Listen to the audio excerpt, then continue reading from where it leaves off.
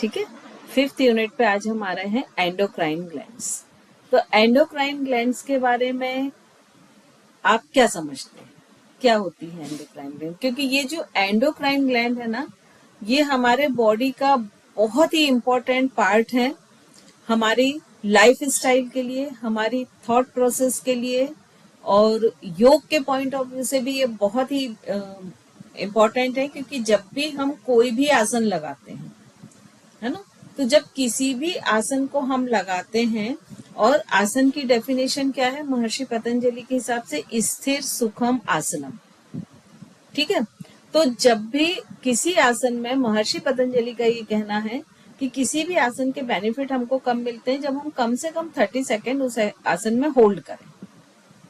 ठीक है। और जब हम 30 सेकेंड होल्ड करते हैं, लेकिन होल्ड कैसे करते हैं? स्थिर, मतलब आपका शरीर पूरी तरह से स्थिर रहे, आपके जो मसल्स मूवमेंट है वो क्या रहे? जीरो रहे। सुखम, मतलब उस पोजीशन में आपको सुख की अनुभूति हो। ये ना हो कि आपको लगे कि अरे कहाँ फंस गए, जल्दी से बॉडी को खोलें और सीधे हो जाएं। ठीक है। तो जब इस अनुभूति के साथ आप उस आसन को लगाते हैं, तो वो कोई ना कोई एक एंडोक्राइन ग्लैंड पर इफेक्ट डालता है। ठीक है। तो अब एंडोक्राइन ग्लैंड्स क्या होती हैं? एंडोक्राइन ग्लैंड्स वो होती हैं जैसे हमारे अगर हम जिसको हम फील कर पाते हैं, तो हमारे मुंह के अंदर सलाइवरी ग्लैंड्स होती हैं। उनका क्या काम होता है कि जैसे ही हमने खाने को अंदर डाला, तो वो क्या करती है? सलाइवा को सीक्रेट करना शुरू कर देती है ना। और सलाइवा जब सीक्रेट होता है, तो वो क्या करता है? उस खाने को बहुत अच्छे पेस्ट फॉर्म में कन्वर्ट कर देता है। लेकिन सलाइवरी ग्लैंड जो है वो डक्ट वाली ग्लैंड है। तो कुछ ऐसी ग्लैंड्स होती हैं ह्यूमन बॉडी में जो कि डक्टलेस होती हैं। डक्टलेस मतलब उसमें कोई नलिका नहीं होती है।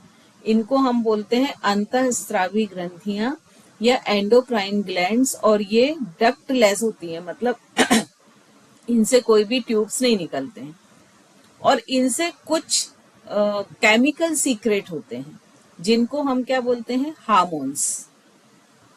ठीक है। अब ये जो हार्मोन सीक्रेट होते हैं, ये रिस्पॉन्सिबल होते हैं ह्यूमन बॉडी में लगभग 60% प्रॉब्लम के लिए, डिजीजेस के लिए। अगर ये हार्मोन्स कम हो जाते हैं तो भी वो व्यक्ति बीमार हो जाता है, यदि ये अधिक हो जाते हैं तो भी बीमार हो जाता है। तो ये बहुत कंपलसरी है कि ये जो ग्लैंड से जो हार्मोन सीक्रेट हो रहे हैं, वो उनकी जो सीक्रेशन का अमाउंट है वो क्या हो? बैलेंस हो। और ये जो हार्मोन्स हैं, चूंकि इनमें डक्ट तो है नहीं, तो ये सीधे कहाँ डालती हैं? ब्लड में। ठीक है। दूसरा इसका उपयोग कहाँ पर है? क्योंकि ये हार्मोन्स ही डिपेंड करते हैं कि हमारा मूड कैसा रहेगा। फिर दूसरा क्या है कि योग में चक्र के बारे में आप लोग ने पढ़ा है। ठीक है। तो चक्र जो है, कितने चक्र होते हैं ह्यूमन बॉडी में? 6 चक्र बोलते हैं, लेकिन होते 7 हैं, है ना। तो ये जो 7 चक्र होते हैं, इनकी एग्जैक्ट लोकेशन कौन सी है? जहां पर एंडोक्राइन ग्लैंड्स हैं। ये चीज क्लियर हुई? तो अब अगर कोई चीज ऐसे बिल्कुल पास पास है, तो अगर एक इफेक्टेड होगी तो वो दूसरे को भी क्या करेगी? इफेक्ट करेगी। तो एक जो चक्र थेरेपी है, ये मुझे नहीं मालूम आप लोग को कितना मालूम है, लेकिन योग में जो चक्र थेरेपी है वो बहुत लार्ज स्केल पे आजकल हो रही है। क्योंकि आप देख रहे होंगे कि एंडोक्राइन ग्लैंड से रिलेटेड बीमारियां बहुत हो रही हैं। कौन कौन सी बीमारी हैं? एक आध का नाम बताएंगे? और बहुत ही कॉमन में देखें, हाँ, जो ज्यादातर सुनने में आ जाती है वो डायबिटीज और थायराइड। मतलब हम बिल्कुल चलते फिरते अगर 10 लोग खड़े हैं तो 2 को तो ये होनी है, ऐसा वाला आज का सिनारियो हो गया। ठीक है। तो ये दोनों किससे रिलेटेड हैं? एंडोक्राइन ग्लैंड से रिलेटेड है। और दोनों में हार्मोन्स क्या हो रहा है? हार्मोन्स का सीक्रेशन या तो कम हो रहा है या ज्यादा हो रहा है। अब इनकी थेरेपी सबसे अच्छी किससे हो सकती है? एंडोक्राइन ग्लैंड्स जो है वो, अगर डायबिटीज हम लेते हैं तो ये पेनक्रियास से होता है सीक्रेट। पेनक्रियास के पास कौन सा चक्र होता है? मणिपुर। तो यदि हम मणिपुर चक्र को बैलेंस कर दें, क्योंकि ये जो चक्र है ये क्या है, एनर्जी का ऐसा वर्लपूल है। नदी में सबने सब देखा होगा ना, वर्लपूल, भंवर बनता है जो, देखा है सभी ने। तो यहाँ पर हमारी पूरी बॉडी में योग के हिसाब से हम बोलते हैं कि 72,000 नाड़ियां हैं जिनसे पूरी एनर्जी फ्लो हो रही है। तो लगभग 108 बोलते कई बुक 120 बोलते, ऐसे चक्रास हमारी बॉडी में हैं। लेकिन उनमें से मेन कौन से हैं, षट चक्र। ठीक है।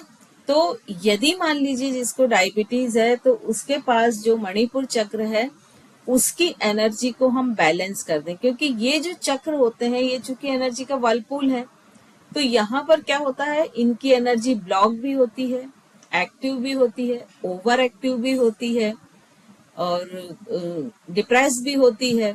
साथ में ये क्लॉकवाइज और एंटी क्लॉकवाइज भी एक्टिव होती है।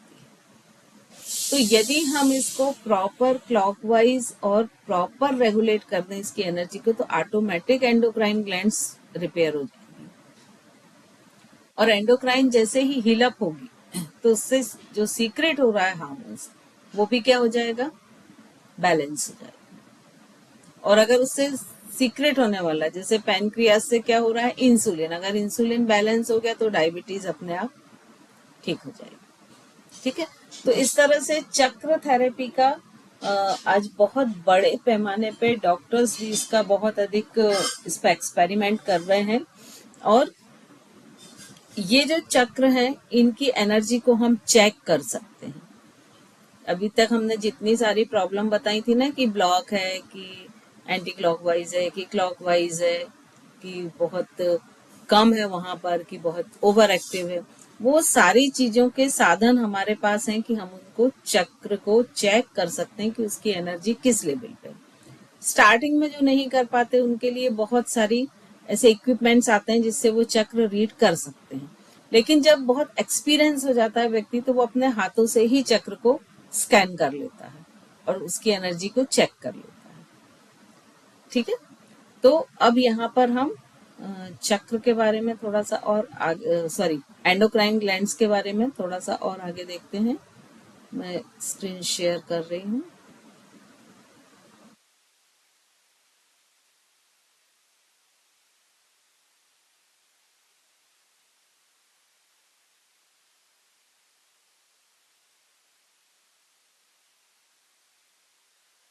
विजिबल है स्क्रीन आप लोग को? ओके। तो अब ये जो एंडोक्राइन ग्लैंड्स हैं जो हमारी बॉडी में जितनी भी, वो सब मिला के जब एक साथ हम सबके बारे में बात करते हैं तो हम उसको क्या बोलते हैं, एंडोक्राइन सिस्टम। अब ये जो एंडोक्राइन ग्लैंड है ये मुख्यतः कौन कौन सी है, देखिए यहाँ पर ब्रेन में दो है, पीनियल और पिट्यूटरी। हार्ट के पास है थाइमस। किडनी के ऊपर यहाँ पर है एड्रिनल और यहीं पर ये पैनक्रियाज है। और फिर नाभि के आसपास ये दोनों होती हैं, पैनक्रियाज और एड्रिनल। इसके बाद हम और नीचे जाते हैं तो जेनाइटल ऑर्गन्स, और ये इतनी ह्यूमन बॉडी में एंडोक्राइन ग्लैंड्स रहती हैं। अब ये जो एंडोक्राइन ग्लैंड्स हैं ये मेल फीमेल में कुछ डिफरेंट रहती हैं। तो ऊपर की तो सेम होती हैं, जैसे ये देखिए पीनियल और पिट्यूटरी ग्लैंड, ये आंख के पास होती है। और यही जो पिट्यूटरी और पीनियल ग्लैंड है यहीं पर कौन कौन से चक्र होते हैं, आज्ञा चक्र और सहस्त्रार चक्र। फिर अगर हम गले में आते हैं तो गले में कौन सी ग्लैंड है, थायराइड, पैराथायराइड। थोड़ा और नीचे आते हैं हार्ट के पास तो ये थाइमस ग्लैंड है।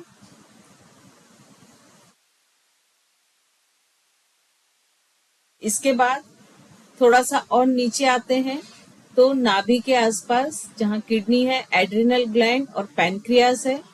थोड़ा और नीचे आते हैं तो यहाँ पर फीमेल में क्या मिलेगा, ओवरी, और मेल में क्या मिलेगा, टेस्टिस। तो ये सारे एंडोक्राइन ग्लैंड्स हैं जो कि ह्यूमन बॉडी को इफेक्टेड करते हैं और इनसे जो हार्मोन सीक्रेट होते हैं वही रिस्पॉन्सिबल होते हैं हीलिंग के लिए, ग्रोथ के लिए, इमोशंस के लिए, सभी चीज के लिए ये हार्मोन्स रिस्पॉन्सिबल होते हैं। तो ये जो हार्मोन्स होते हैं इनको हम ऐसा कह सकते हैं कि ह्यूमन बॉडी की जो भी फिजियोलॉजी होती है उन सबको कंट्रोल कौन करता है, ये हार्मोन्स ही करते हैं। और ये हार्मोन्स टारगेट ऑर्गन तक पहुंचते कैसे हैं?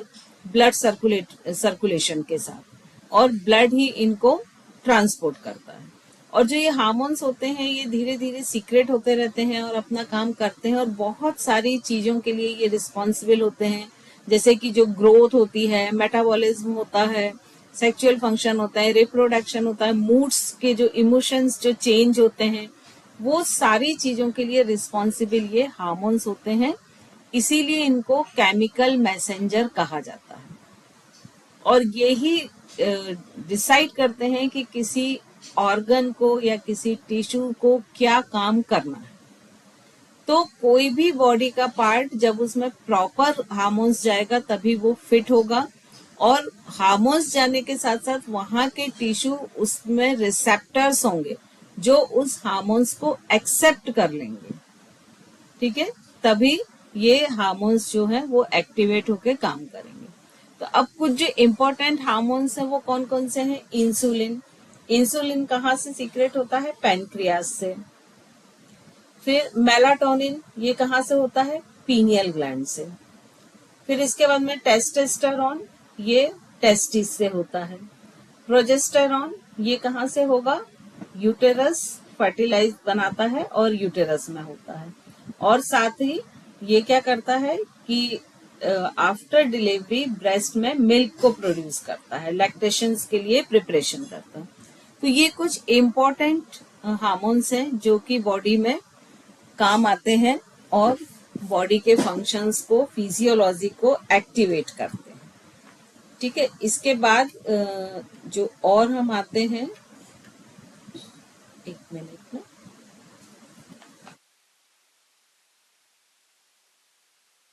अब ये जो हार्मोन्स होते क्या क्या हैं अपन ये देख लेते हैं, ठीक है, क्योंकि हमने एंडोक्राइन तो देख ली कौन कौन सी होती हैं, अब उसमें कौन कौन से हार्मोन्स होते हैं हम ये देखेंगे। तो अब ये जो हार्मोन्स होते हैं ये हर एंडोक्राइन ग्लैंड्स जो होती है इसका अलग अलग हार्मोन्स होते हैं। हर एक हार्मोन्स के जो काम होते हैं वो बिल्कुल अलग अलग होते हैं, ठीक है।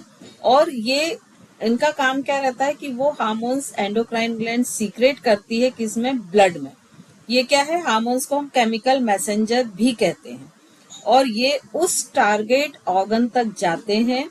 उस टारगेट ऑर्गन में बहुत सारे रिसेप्टिकल्स होते हैं जो इस हार्मोन्स को या इसके केमिकल मैसेंजर के मैसेज को डिकोड करता है, और वहां पर जो भी फिजियोलॉजी होना चाहिए वो होती है। तो इस तरह से ये जो पीनियल है, पिट्यूटरी है, थायराइड है, पैराथायराइड है, एड्रिनल है, पेनक्रियाज है, और थाइमस है, गोनेट्स है, ये सारी चीजें इसी तरह से फंक्शन करती हैं। तो अब हम सबसे पहले देखते हैं पिट्यूटरी ग्लैंड। पहले इसके थोड़े हार्मोन समझ लें क्या क्या रहते हैं। देखिए, जो हमारी पीनियल ग्लैंड होती है उससे कौन सा निकलता है? मेलाटोनिन। मेलाटोनिन कहाँ यूज होता है? आप लोगों ने सुना होगा, इसका नाम बहुत सुना है। हैप्पी हार्मोन बोलते हैं मैम इसको। हाँ, मेलाटोनिन स्लीप साइकिल के लिए रिस्पॉन्सिबल होता है, आपकी नींद के लिए, ठीक है। तो मेलाटोनिन जो स्लीप साइकिल मैनेज करता है वो किससे निकलता है? पीनियल ग्लैंड से। अब यदि यहाँ पर हम देखें हाइपोथैलेमस, ये पिट्यूटरी ग्लैंड के बिल्कुल ऊपर होता है। तो ये पिट्यूटरी ग्लैंड से कौन कौन से निकल रहे हैं? ग्रोथ हार्मोन्स निकलता है। THS को कंट्रोल करने वाला हार्मोन्स निकलता है, क्योंकि TSH निकलता तो किससे है? थायराइड से है, लेकिन यहाँ से ये कंट्रोल होता है। फिर ACTH, इनके नाम हम बाद में डिटेल में पढ़ेंगे। FSH, MSH, LH, ये लैक्टोजन हार्मोन्स है। फिर प्रोलैक्टिन, ऑक्सीटोनिन और वैसोप्रेसिन, ये इतने हार्मोन्स निकलते हैं पिट्यूटरी ग्लैंड से। क्योंकि ये जो पिट्यूटरी ग्लैंड होती है ये क्या होती है? मास्टर ग्लैंड कहलाती है। और ये मास्टर ग्लैंड क्या करती है? जितने भी इसके नीचे एंडोक्राइन्स हैं उनके हार्मोन्स के सीक्रेशन को कंट्रोल यही ग्लैंड करती है। तो इसीलिए योग में आप देखिए आज्ञा चक्र का सबसे अधिक महत्व है, क्योंकि ये ग्लैंड जस्ट आज्ञा चक्र के पीछे होती है। और आज्ञा चक्र को यदि आप चक्र किसी ने डिटेल में पढ़े होंगे तो आपने ये पढ़ा होगा कि आज्ञा चक्र जो है वो मास्टर चक्र होता है। अगर चक्र को एक्टिवेट करना होता है तो पहले आज्ञा चक्र को एक्टिवेट करते हैं, फिर मूलाधार से शुरू करते हैं। ठीक है। फिर इसके बाद आता है ये थायराइड ग्लैंड, यहीं पर पैराथायराइड भी होती है और इनसे कौन कौन से सिक्रेशन होते हैं, T3, T4, कैल्शियम, PTH। फिर इसके बाद थाइमस आता है, इसमें थाइमोपेक्टिन होता है। फिर यहाँ से आता है स्टमक, ये पैनक्रियास, पैनक्रियास से इंसुलिन, ग्लूकोजन और सोमेटॉक्सिन टेटिन आता है। फिर यहीं पर एक और ग्लैंड कौन सी रहती है, एड्रिनल ग्लैंड। एड्रिनल ग्लैंड से क्या आता है, एड्रोजन, ग्लूकोकॉर्टिकोराइड्स, एड्रिनेलिन और नार एड्रिनेलिन। ये 4 हार्मोन्स जो सीक्रेट होते हैं वो एड्रिनेलिन ग्लैंड से होते हैं।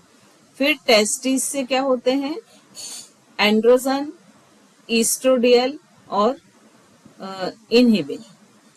और यहाँ जब फीमेल में ओवरी रहती है तो उससे क्या होता है, ईस्ट्रोजन, प्रोजेस्टेरॉन।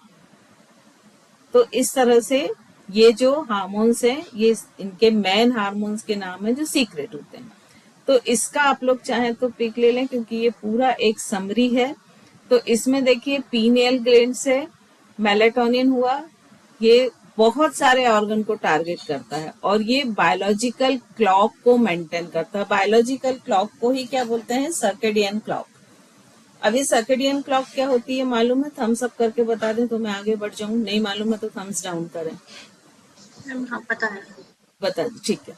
तो ये जो बायोलॉजी क्लॉक या सर्केडियन क्लॉक होती है, ये क्या होता है कि जो ह्यूमन बॉडी है वो एक क्लॉक के हिसाब से मेंटेन होती है। जैसे आप देखिए, यदि मान लीजिए हम सारे गैजेट्स और सारी चीजें हटा दें और आप इमेजिन कीजिए कि आप एक गांव में किसी छत पे आराम से सो रहे हैं, तो आप देखिए जैसे ही ब्रह्म मुहूर्त होगा, सूर्योदय होगा, आपकी नींद ऑटोमेटिक खुलेगी क्योंकि आपके बॉडी के सर्केडियन क्लॉक के हिसाब से आपका ब्रह्म मुहूर्त में ही उठना है। ठीक है।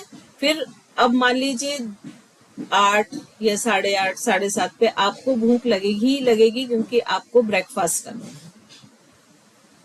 फिर 12-1 बजे के आसपास आपको लंच करना है। तो ये जो टाइमिंग होते हैं ये फिक्स होते हैं, लेकिन कई बार ये टाइमिंग्स चेंज भी हो जाते हैं। जैसे आप देखिए, मान लीजिए कोई ऐसा व्यक्ति है जो खाना खा के रोज ऑफिस जाता है 10 बजे, तो आप देखिए वो छुट्टी के दिन भी उसको उसी समय पर भूख लगाती है क्योंकि उसके बॉडी का जो बायोलॉजिकल क्लॉक है या सर्केडियन क्लॉक है वो उसी तरह से सेट हो चुका है ना। तो ये बायोलॉजिकल क्लॉक को मैनेज करता है। फिर जो पिट्यूटरी ग्लैंड होती है उससे ये सारे हार्मोन्स निकलते हैं। अब इसमें ये जो ऊपर वाले FSH और LH ये ओवरी को कंट्रोल करता है। फिर इसके बाद में जो ADH है ये किडनी को कंट्रोल करता है। फिर growth hormones uterus, oxytocin breast tissue को, और प्रोलैक्टिन ये बहुत सारी जगह काम करता है। अब यहाँ पर जो इनके काम क्या क्या होते हैं, मेनिस्ट्रेशन साइकिल्स मैनेज करना, फिर ऑस्मो रेगुलेशन करना, मतलब जो ऑस्मोसिस की प्रोसेस हो रही है उसको रेगुलेशन करना, ग्रोथ को रेगुलेट करना, डिवीजन जो हो रहा है सेल डिवीजन उसको रेगुलेट करना, बर्थ और कॉन्ट्रैक्शंस ये रेगुलेट करना, और इसका काम होता है प्रोलैक्टिन का कि मिल्क प्रोड्यूस करना। फिर थायराइड ग्लैंड में आए तो यहाँ थायरॉक्सिन होता है, ये इसका टारगेट आयरन क्या होता है, लीवर, और ये मेटाबॉलिक रेट को मेंटेन करता है। एड्रिनल ग्लैंड से देखें तो एड्रिनेलिन एंड कार्टिसोल 2 हार्मोन्स यहाँ पर सीक्रेट होते हैं और ये दोनों हार्मोन्स पूरी बॉडी को इफेक्टेड करते हैं और यही होते हैं जो फ्लाइट फाइट या एंटी स्ट्रेस जिसको कहते हैं वो चीजें क्रिएट करते हैं। F2 जिसको हम बोलते हैं आजकल, फिर उसको F3 हुआ, अब आजकल F4 भी बोलने लगे। तो बेसिकली ये जो फ्लाइट फाइट मोड है ये मेरे ख्याल से ये भी सभी को मालूम होगा। शायद मैंने इसके पहले बताया भी है, आई थिंक ना।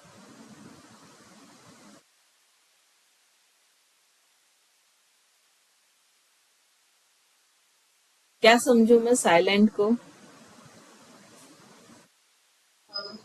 मैम मेरे को फाइट एंड फ्लाइट मोड मतलब एक्सप्लेन करना नहीं आ रहा है, बता दीजिए। ओके चलो मैं बता दूंगी, अभी आगे स्लाइड आएगी उसकी तब उसमें बता देंगे, ठीक है। फिर हम आते हैं पैनक्रियाज से। तो यहाँ पर कौन कौन से हार्मोन होते हैं? इंसुलिन और ग्लूकेगॉन। तो ये दोनों कहाँ काम आते हैं? लीवर में, और ये ब्लड में शुगर के लेवल को मैनेज रखते हैं। ओवरी से क्या होता है? ईस्ट्रोजन और प्रोजेस्टेरॉन, ये दोनों यूटेरस और मेंस्ट्रुएशन साइकिल के लिए रिस्पॉन्सिबल होते हैं। टेस्टोस्टेरोन, ये भी इसके बहुत सारे काम होते हैं, और ये बहुत सारे मेल जो कैरेक्टर डेवलप होते हैं बॉडी में, उनको इस हार्मोन्स के कारण ही वो डेवलप होते हैं। तो इस तरह से ये ग्लैंड्स और उनसे कौन से मेन हार्मोन्स यहाँ लिए हैं, है ना, कि जो ज्यादा यूज होते हैं, उनका टारगेट ऑर्गन कौन सा होता है और उसके फंक्शन क्या होते हैं, ये पूरा एक चार्ट में लिया गया है। अब यहाँ पर हम थोड़ा सा चक्रास से इसको कोरिलेट करते हैं, ठीक है। अब ये चक्र से जब आप कोरिलेट करेंगे इसको, तो आप देखेंगे कि देखिए जहां पीनियल ग्लैंड होती है वहां सहस्त्रार चक्र होता है। पिट्यूटरी ग्लैंड के बिल्कुल पास आज्ञा चक्र होता है। गले में थायराइड पैराथायराइड, यहाँ विशुद्धि चक्र होता है। हार्ट में थाइमस ग्लैंड होती है, और यहाँ पर कौन सा चक्र होता है? अनाहत चक्र, ये हार्ट में। फिर जो नेवल के पास जो है वो मणिपुर चक्र, यहाँ पर एड्रिनल और पैनक्रियास होता है। फिर और नीचे हम जाते हैं तो टेलबोन के टिप पर होता है मूलाधार चक्र, और उससे 4 अंगुल ऊंचे स्वादिष्ठान चक्र, जहाँ पर टेस्टिस और ओवरी रहती है। तो ये आप लोग अब कोरिलेट कर पा रहे हैं दोनों से, ठीक है। अब हम इसको देखते हैं जो आपका F2 मोड है, ठीक है। F2 मोड किससे क्रिएट हो रहा है? किडनी के ऊपर जो कैप लाइक स्ट्रक्चर है, जिसको हमने कौन सी ग्लैंड बोला है? Adrenal gland. ये इस तरह से, ठीक है, कि ये किडनी है, ह्यूमन किडनी, और इसके ऊपर ये कैप लाइक स्ट्रक्चर है, ये एड्रिनल ग्लैंड है। अब ये कैसे क्रिएट होता है? फाइट मतलब लड़ना, फ्लाइट मतलब भागना। तो ये कैसे क्रिएट होता है कि सपोज आप ऐसा मान लीजिए कि ये आप हैं, ठीक है। इस वाली स्लाइड को थोड़ा ध्यान से देखें, क्योंकि ये आपके जीवन के लिए बहुत उपयोगी है। ये आप हैं, ठीक है। अब ये जो मैकेनिज्म है, ये हमारी ह्यूमन बॉडी में क्यों है? ये ह्यूमन बॉडी में एक इमरजेंसी प्लग है या इमरजेंसी सिस्टम है। और ये क्यों है? क्योंकि जब बहुत पहले हमारे जो फोरफादर्स होते थे वो जंगल और गुफाओं में रहते थे, और जब भी वो अपनी केव से बाहर निकलते थे तो हमेशा उनकी लाइफ रिस्क में रहती थी, कि जंगल में घूम रहे हैं, कोई भी जंगली जानवर सामने आ गया, मान लीजिए जंगल में आग लग गई, बहुत आंधी तूफान आया, पेड़ गिर गए, तो ऐसे बहुत सारे रिस्क फैक्टर उनके सामने रहते थे। तो उस समय के लिए ये इमरजेंसी सिस्टम जो है बॉडी में एक्टिवेट था। आज हमारे सामने वो परिस्थिति नहीं है, लेकिन ये system as it is activate है।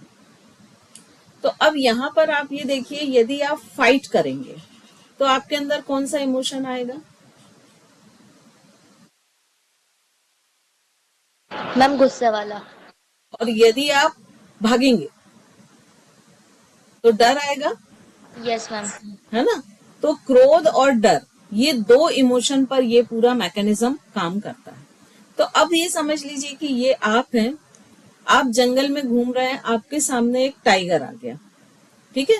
अब जैसे ही एक शेर आपके सामने आ गया तो आपके मन में, आपके ब्रेन में सबसे पहले क्या मैसेज आएगा? खतरा, एग्री है, डेंजर।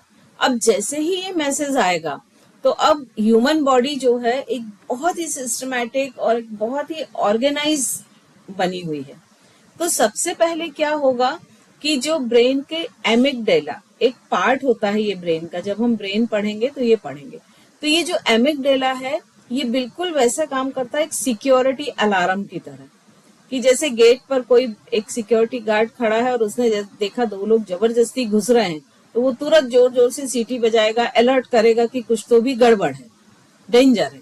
तो ये बिल्कुल कैसे काम करता है? एक अलर्ट अलार्म है, और ये तुरंत ये खतरे का जो आपका डेंजर का साइन है या इमोशन है, ये कहाँ भेज देता है तुरंत? ये हाइपोथैलेमस में। हाइपोथैलेमस भी आपके ब्रेन का ही एक पार्ट है। अब ये हाइपोथैलेमस क्या करता है, ये मेन सिक्योरिटी सिस्टम है जो आपको सारी चीजों से बचाता है। तो ये क्या करता है, जैसे ही देखता है खतरा है तो सबसे पहले तो ये उस खतरे को आइडेंटिफाई करता है कि आखिर अगर वो खतरा है तो किस तरह का खतरा है। अब वहां पे मान लीजिए हमारे सामने शेर आ गया है, तो अब वो आइडेंटिफाई करेगा कि हम क्या कर सकते हैं उस कंडीशन में।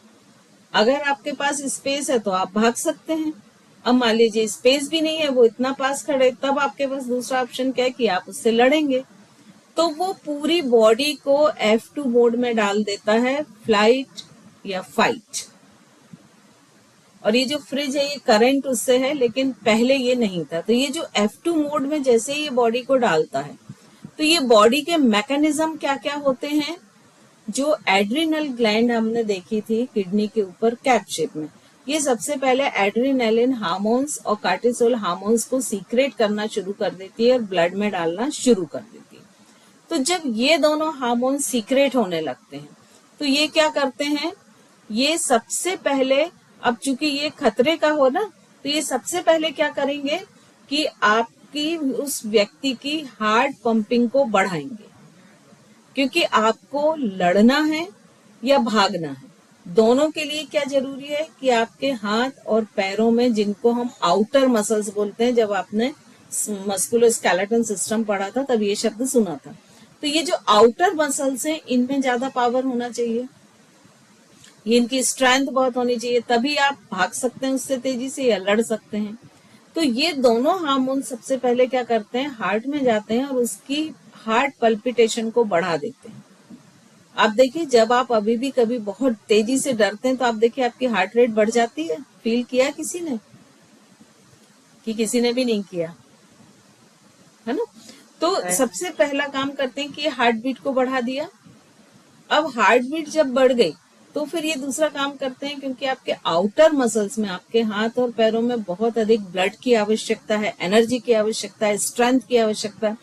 तो ये क्या करता है कि जितने भी हमारे विसरल ऑर्गन होते हैं, इंटरनल ऑर्गन होते हैं, कौन कौन से हैं, स्टमक, जितने भी पेट के अंदर ऑर्गन है, lungs, heart, stomach, intestine, uterus, urinary bladder, liver, pancreas, इन सब में जो ब्लड की सप्लाई है उसको कम कर देता है, और जितने आउटर मसल्स हैं वहां ब्लड की सप्लाई को बढ़ा देता है, जिससे उन मसल्स में स्ट्रेंथ आ जाए और वो व्यक्ति उस जो भी सामने मुश्किल है उससे या तो भाग सके या लड़ सके। अब ये मैकेनिज्म बना था पुरानी जो हमारे फोर फादर्स थे उन परिस्थितियों के लिए। अब क्या होता था कि वो या तो भागते थे या लड़ते थे, तो उनका मेटाबॉलिज्म भी तेज होता था और ये जो एक्स्ट्रा चीजें हुई हैं वो पूरी बर्न हो जाती थी, यूज हो जाती थी। अब हम आज के सिनेरियो में आते हैं। आज हमारे सामने टाइगर नहीं आते हैं, लेकिन हमारे हमेशा भय और गुस्सा हमारे काम करते रहते हैं। अब यदि मान लीजिए कोई एक व्यक्ति दिन में डेली 5 बार क्रोध कर रहा है या गुस्सा आ रहा है या उसको भय लग रहा है, तो क्या होगा, 5 बार उसके जो इंटरनल ऑर्गन में उनमें ब्लड सप्लाई कम हो जाएगी। ब्लड सप्लाई कम हो जाएगी मतलब उसको कम ग्लूकोज मिलेगा, कम ऑक्सीजन मिलेगी, मतलब वो पोषक तत्वों की कमी हो जाएगी और वो ऑर्गन धीरे धीरे वीक होने लगेंगे। तो इसीलिए आप देखिए जो लोग बहुत क्रोधी या डरे हुए होते हैं उनका डाइजेशन सिस्टम, हमेशा उनको डाइजेशन से रिलेटेड बहुत सारी बीमारियां रहती हैं। ठीक है। अब क्या होगा कि ये एड्रिनलिन और कार्टिसोल लगातार सीक्रेट हो रहा है। कार्टिसोल क्या करेगा, उसकी सेंट्रल ओबेसिटी को बढ़ाएगा, और चूंकि यहाँ पर शुगर की आवश्यकता है, ग्लूकोज की, तो लीवर क्या करेगा, बार बार ब्लड में शुगर डालेगा। और हो क्या रहा है कि हो सकता है आप बहुत गुस्से में हैं और आराम से बैठे हुए हैं, है ना, कोई उसका रिएक्शन कर ही नहीं रहे हैं आप। तो उस कंडीशन में क्या होगा कि आपके उस व्यक्ति के ब्लड में शुगर बढ़ती जाएगी, और जब बार बार यही चीजें होंगी कि लीवर बार बार स्ट्रेंथ चाहिए, इसलिए जो उसकी रिजर्व शुगर है उसको ब्लड में बार बार भेज रहा है, क्योंकि उसकी इम्यूनिटी सप्रेस हो चुकी है और वो F2 मोड में आ चुका है। तो नतीजा क्या होगा कि या तो उसको डायबिटीज हो जाएगी, हार्ट से रिलेटेड इशू हो जाएंगे, क्योंकि हार्ट अपनी स्ट्रेंथ को बार बार बढ़ा रहा है, ठीक है, और धीरे धीरे उसको स्ट्रेस क्रिएट होने लगेगी, और जब स्ट्रेस कार्टिसोल बार बार सिक्रेट होता है तो वो सेंट्रल ओबेसिटी का एक कारण बनता है। वो क्यों बनता है? क्योंकि उस समय वो फैट को रिजर्व करने लगता है, सिक्योर करने लगता है। तो इस तरह से ये जो हार्मोन्स है F2 मोड काम करता है, ठीक है। अब हम एड्रिनल ग्लैंड को, हमने पिट्यूटरी ग्लैंड देखी। पिट्यूटरी ग्लैंड कहाँ थी? सबसे ऊपर सिर में थी, और इसका जो काम था क्या था कि ये जितनी भी रेस्ट एंडोक्राइन ग्लैंड्स हैं उन सबके हार्मोन सिक्रेशन को मैनेज करती थी, ठीक है। तो मैम यहाँ उसकी पर पहले वाली स्लाइड एक बार दिखाइए, शो कीजिए, इससे पहले वाली। हाँ ठीक है मैम, ले लिया। ठीक है। अब ये जो पिट्यूटरी ग्लैंड थी, इससे एक हार्मोन्स क्या निकल रहा था? GH। यहाँ हमने देखा था कि इससे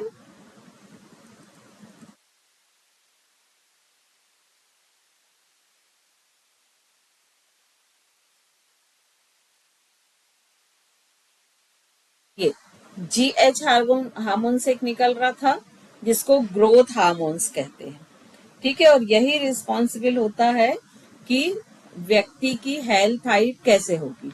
यदि ये ओवर एक्टिव हो तो बहुत एक जाइंट पोजीशन बन जाती। कई लोगों की हाइट आपने देखी एक्सेस अधिक होती है, और अगर ये कम एक्टिव होगा तो वो व्यक्ति बौना रह जाएगा, उसकी हाइट जो है वो प्रॉपर ग्रोथ नहीं होगी।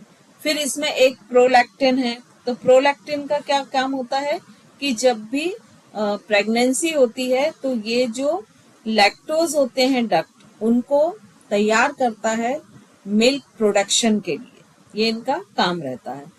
फिर जो TSH है, इसका काम क्या रहता है कि ये T3 T4 दोनों को कंट्रोल में रखता है।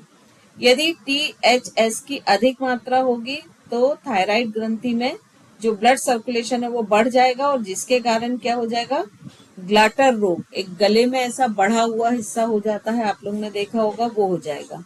और अगर TSH की मात्रा कम हो जाएगी तो उसे थायराइड की प्रॉब्लम हो जाएगी, और उस समय क्या होगा? उसकी बॉडी बहुत वीक हो जाएगी, उसकी स्किन बहुत ड्राई हो जाएगी, बॉडी पेन होगा, उसको ज्वाइंट पेन होगा, हो सकता है उसको थोड़ा सुनाई कम देने लगे, मेंस्ट्रुअल जो साइकिल होता है वो काफी बढ़ जाता है। तो ये अगर ओवर एक्टिव हुई है थायराइड ग्लैंड तो उसको क्या बोलेंगे हम?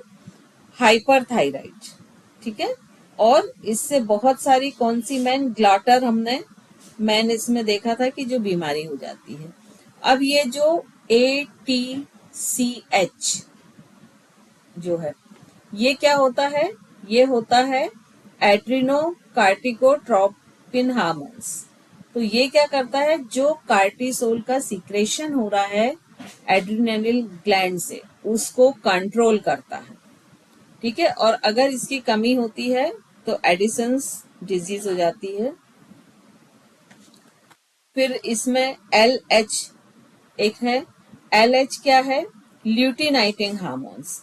और ये हार्मोन्स क्या करता है कि पूरा जितना ये एक सेक्स हार्मोन्स है, और जितने सेक्सुअल हार्मोन्स होते हैं उनको ये पूरा कंट्रोल करता है। फिर FSH ये है फॉलिकल स्टिमुलेटिंग हार्मोन्स।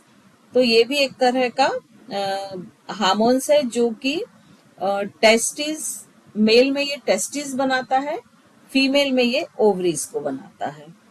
फिर इसके बाद में है MHS, तो इसमें है नहीं।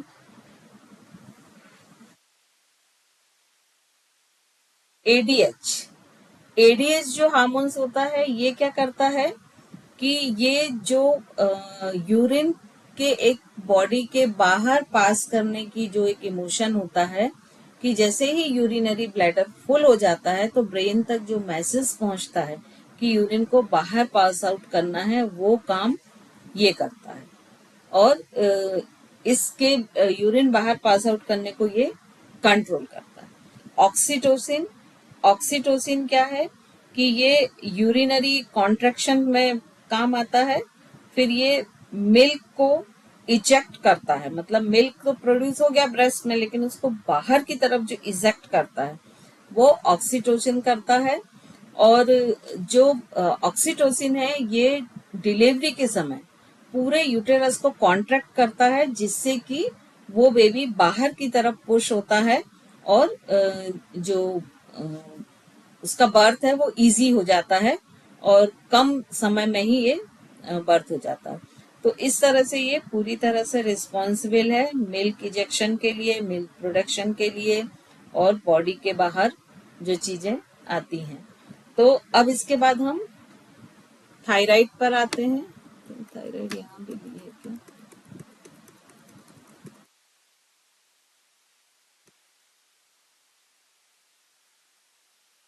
एड्रिनल पे ही आते हैं, पहले एड्रिनल को ही देख लेते हैं थोड़ा सा। तो ये जो एड्रिनल ग्लैंड्स हैं ये कहाँ पर होती हैं? ह्यूमंस में जो किडनी होती है उसके दोनों साइड होती हैं।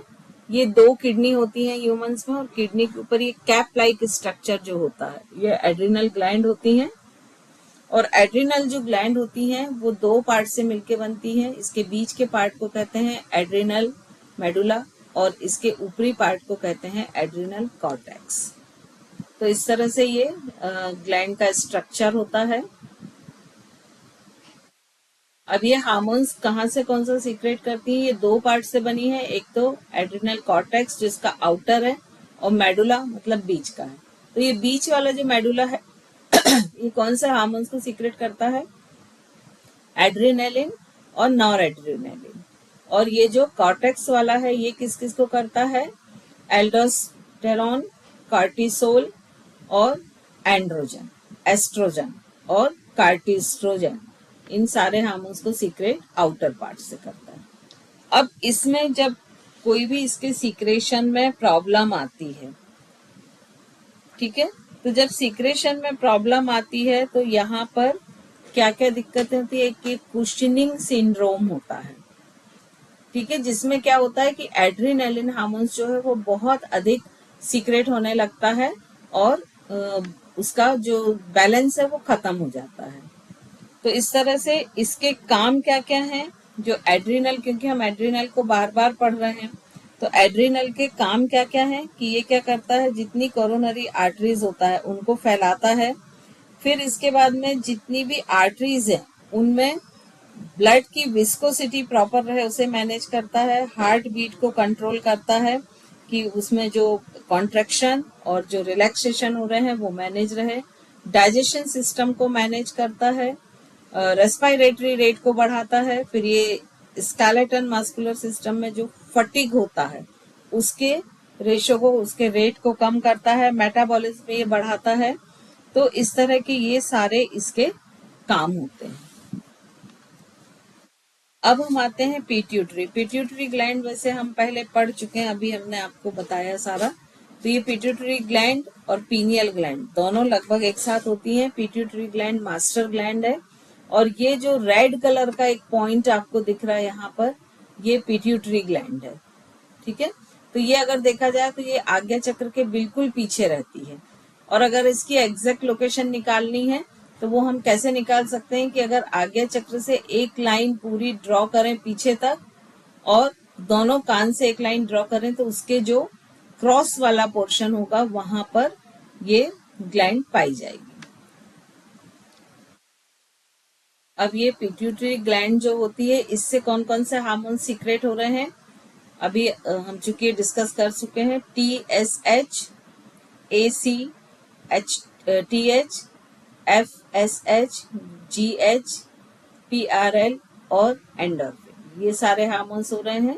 और इनके काम भी यहाँ पर नीचे ही दिए हैं कि जो THS, आप चाहें तो इसका पिक ले लें तो शॉर्ट में आपको जो THS है ये थायराइड को कंट्रोल करता है। ACTH एड्रिनल कॉर्टेक्स को, FSH टेस्टिस और ओवरीज को, ग्रोथ हार्मोन्स पूरी बॉडी को कवर करता है।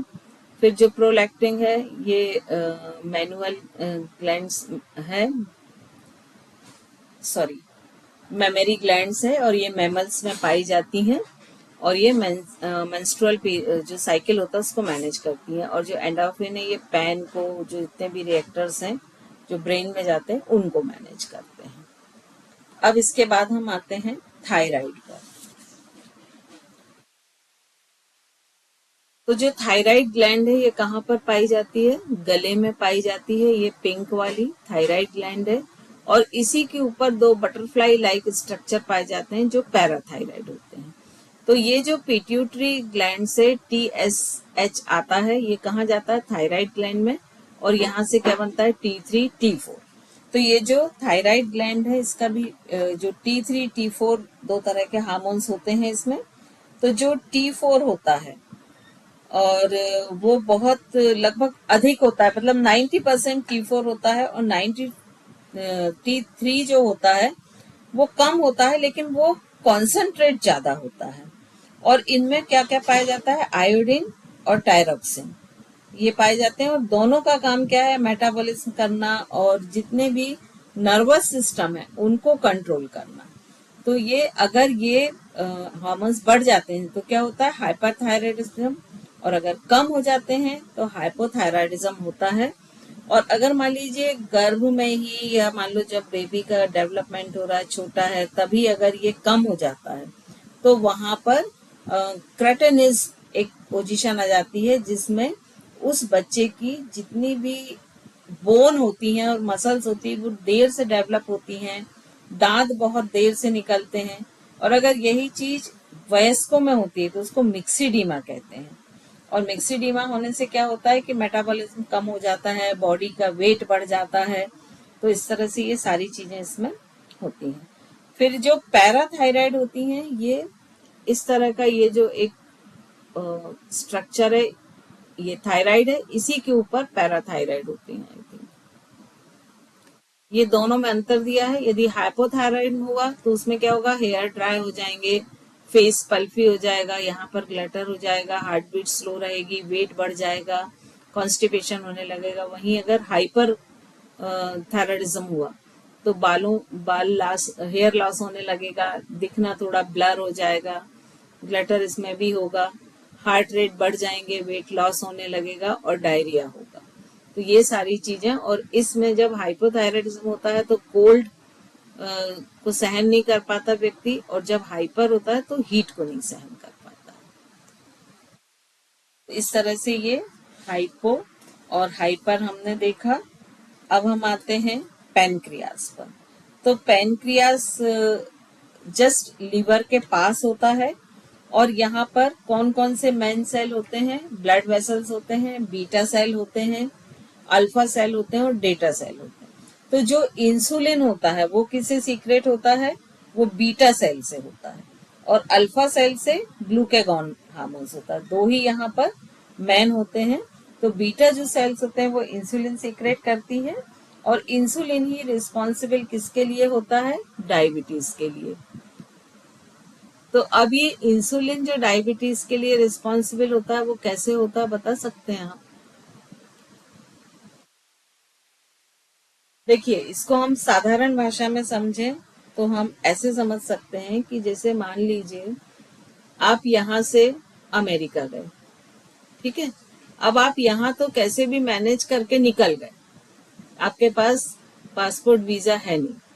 अब आप अमेरिका के एयरपोर्ट पर भी उतर गए, तो क्या वहां से आपकी अमेरिका में एंट्री होगी विदाउट पासपोर्ट वीजा के? नहीं हो पाएगी, है ना। तो यहाँ पर जो ये बीटा सेल से इंसुलिन प्रोड्यूस होता है, इसका यही काम होता है कि जैसे ही मान लीजिए हम राइट हैंड से लगातार काम कर रहे हैं, तो जो राइट हैंड के मसल्स हैं, मसल सेल हैं, वो क्या मैसेज भेजेंगे ब्रेन को कि वो थक रहे हैं, उनको अधिक ग्लूकोज और ऑक्सीजन की जरूरत है।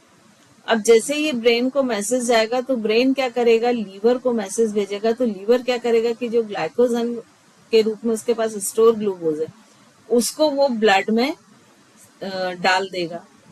अब उसको ब्लड में डालेगा तो उसी समय पैनक्रियास इंसुलिन को डालेगा।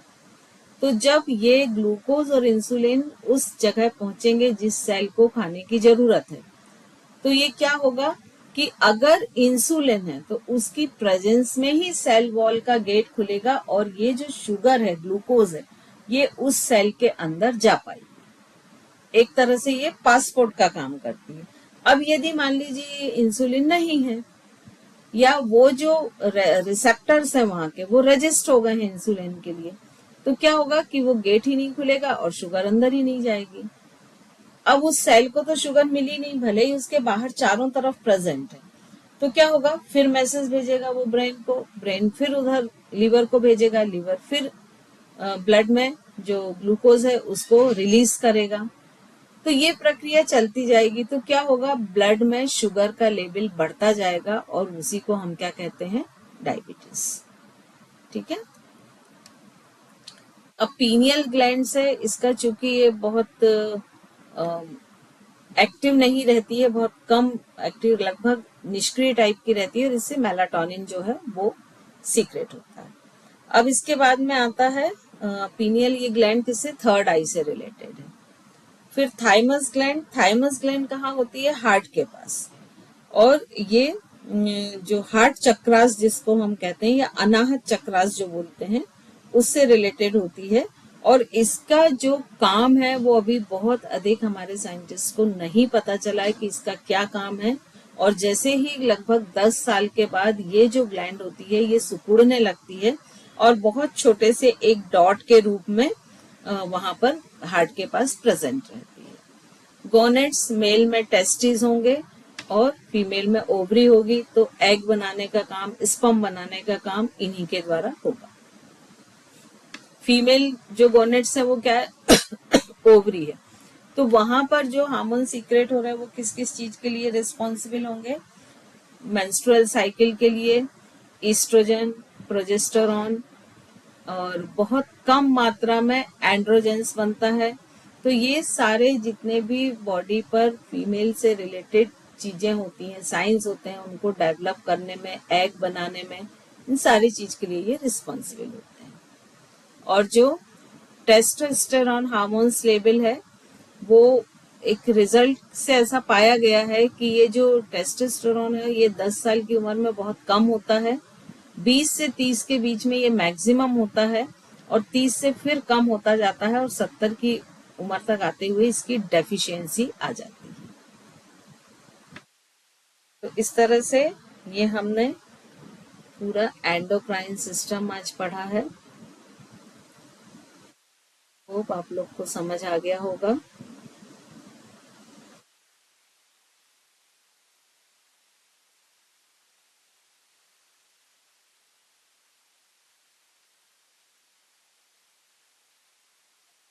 मैम जितने भी हार्मोन्स के नाम सुनते थे अब आज कनेक्ट कर पा रहे हैं कि कौन से ग्लैंड हाँ, से कैसे सीक्रेट होते हैं।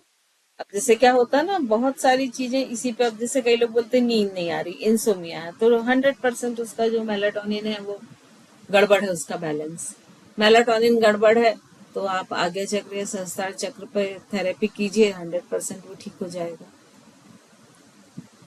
या जैसे हम बोलते हैं ना कि जिनको हम शीर्षासन या इनवर्ट पोज होते हैं वो करेंगे तो वहां सर्कुलेशन बढ़ेगा, तो वो मैनेज हो जाएगा।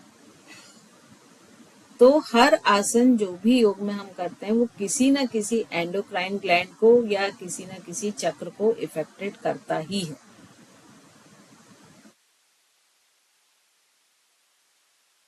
कोई क्वेश्चन है क्या?